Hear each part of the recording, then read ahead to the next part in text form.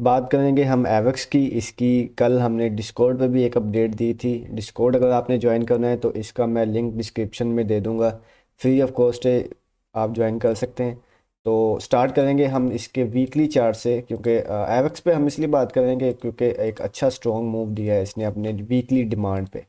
अगर ये हम एरिया देखें तो इसकी वीकली डिमांड थी, जहाँ पे एक ये जो बुल रन स्टार्ट हुआ था लास्ट टाइम, ठीक है, तो ये काफ़ी स्ट्रॉन्ग लेवल है अगर हम टेक्निकली देखें तो। और उसके अलावा अगर हम मोस्ट रिसेंट इसका जोन देखें तो ये इसका जोन था जो कि ब्रेक हुआ था कुछ वीक्स पहले, और प्राइस जो है वो इसी लेवल के नीचे होल्ड कर रही थी काफ़ी वीक से ये। तो अभी सिनेरियो ये है कि वीकली चार्ट तो अभी ओपन है, तो हम ये कंसिडर नहीं कर सकते कि ये जो लेवल है वो ब्रेक हो गया जब तक ये वीकली कैंडल क्लोज नहीं होती।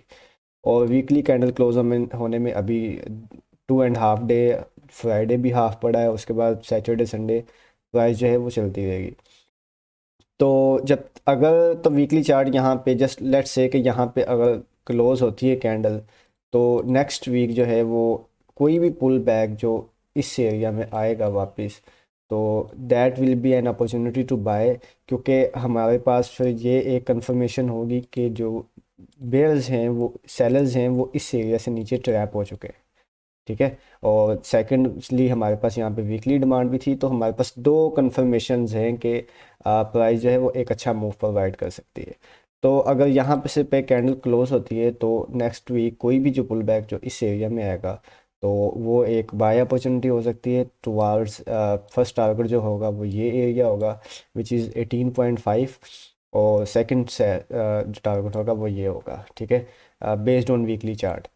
तो अगर हम इसको कैलकुलेट करें तो यहाँ पे अगर प्राइस आती है अराउंड 14.5 लेट से, तो फर्स्ट टारगेट जो है वो विच इज़ आलमोस्ट 30% है, और जो दूसरा है वो अराउंड 60% मूव है, जो आने वाले कुछ दिनों में या वीक्स में एवेक्स प्रोवाइड कर सकता है, एज लॉन्ग एज अगर वीकली कैंडल, अगेन अगर वीकली कैंडल इस एरिया से ऊपर क्लोज होती है, तो फिर ये एरिया होल्ड हुआ तो हमें ये मूव जो है वो मिल सकता है, very much possible it is.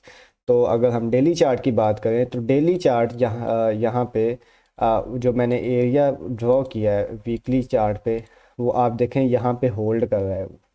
तो इट्स अ पॉजिटिव पॉइंट के वो जो एरिया है वो एज अ सपोर्ट शिफ्ट हो रहा है। तो अगर तो डेली चार्ट देखें, डेली चार्ट बुलिश है, माइट बी पॉसिबल कि ये जो पुल बैक है वो ना आए और यहाँ से भी प्राइस जो है वो डायरेक्ट मूव हो जाए यहाँ से। यहाँ से लेना या नहीं ये मैं आपको सजेस्ट नहीं कर सकता, क्योंकि अगर आप लेना चाहेंगे इट्स अप टू यू। क्योंकि यहाँ पे अगर लेते हैं तो ये पॉसिबल है कि ये प्राइस जो है वो डायरेक्ट यहाँ से ऊपर चले जाए।